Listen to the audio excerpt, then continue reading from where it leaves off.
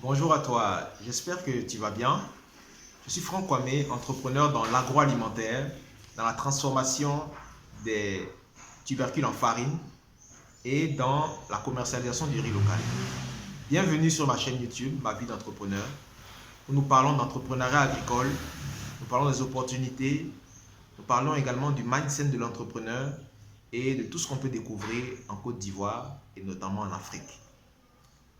Aujourd'hui, dans cette chaîne, je voudrais nous amener dans une réflexion. Une réflexion sur la richesse en Afrique. Nous disons souvent que les Européens volent notre sous-sol, que l'Afrique est le continent le plus riche de la Terre. C'est vrai que je pense au cuivre, au zinc de la République démocratique du Congo. Je pense au pétrole de l'Angola, de l'Algérie, du Congo, du Gabon. Je pense également à la puissance agricole de la Côte d'Ivoire, championne du monde de cacao, championne dans les graines, dans l'EVA, dans plein de productions agricoles.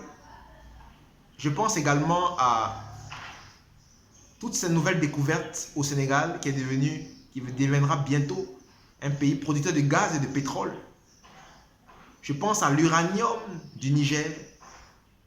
Je pense à tellement de richesses naturelles que nous avons en Afrique. Je pense aux 60% des terres du monde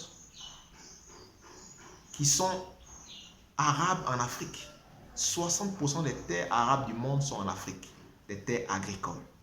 Oui, l'Afrique est un continent béni de Dieu. C'est certainement le continent qui a le plus de ressources naturelles.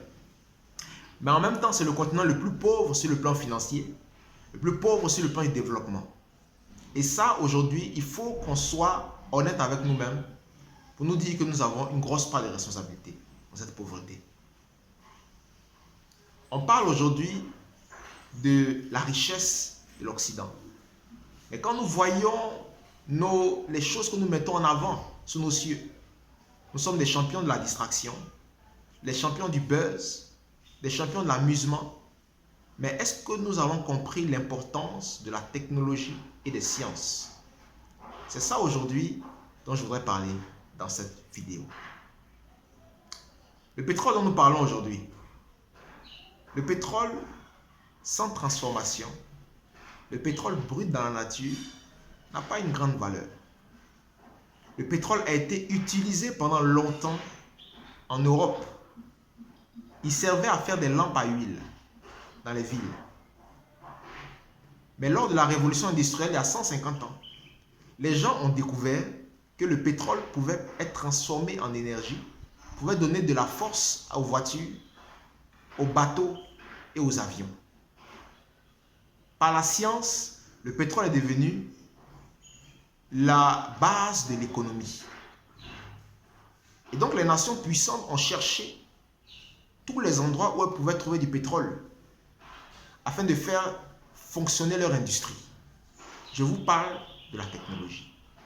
C'est comme ça qu'un pays comme le Japon, qui n'a aucune richesse naturelle, est devenu une puissance industrielle très rapidement par le développement de la recherche. On parle du cacao. Vous savez, le cacao était utilisé depuis des siècles par les Amérindiens. Lorsque les Européens ont découvert l'Amérique, ils ont pris le cacao et ils en ont fait du chocolat. Mais ce chocolat-là était consommé par les plus riches. 90% de la population européenne était pauvre, très pauvre.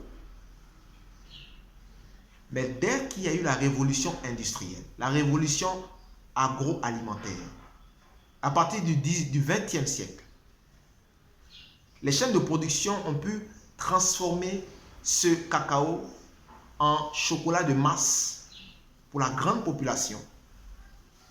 Et le chocolat est devenu un aliment fondamental du système de vie de l'Occident. C'est pour cela que les Européens ont commencé à faire de grandes plantations de cacao en Afrique et singulièrement en Côte d'Ivoire, pour pouvoir nourrir la population qui aimait tant le chocolat. Mais le cacao lui-même brut n'a jamais enrichi un pays. Le cacao devait être transformé en chocolat. Et c'est ce qui a fait la force des pays comme la Suisse, qui n'ont aucun champ de cacao. Les pays comme la France, qui n'ont aucun champ de cacao sur leur terre. Et ça, c'est le fruit de la recherche. C'est le fruit de l'esprit. C'est sur ça que nous devons investir. Et ça, c'est une problématique que nous avons en Afrique. Nous ne nous concentrons pas suffisamment sur tout ce qui est science, sur tout ce qui est technologie. Nous faisons la promotion du divertissement. Nous faisons la promotion de la distraction. Mais quelles sont les ressources qui sont allouées à l'éducation dans nos pays? Ça, c'est une véritable réflexion qu'il faut se poser. Quel est le pourcentage des budgets qui sont alloués à l'éducation dans notre pays? Quel est le taux d'alphabétisation?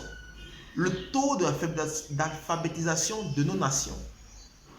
Quel est le budget que nous consacrons à la recherche scientifique?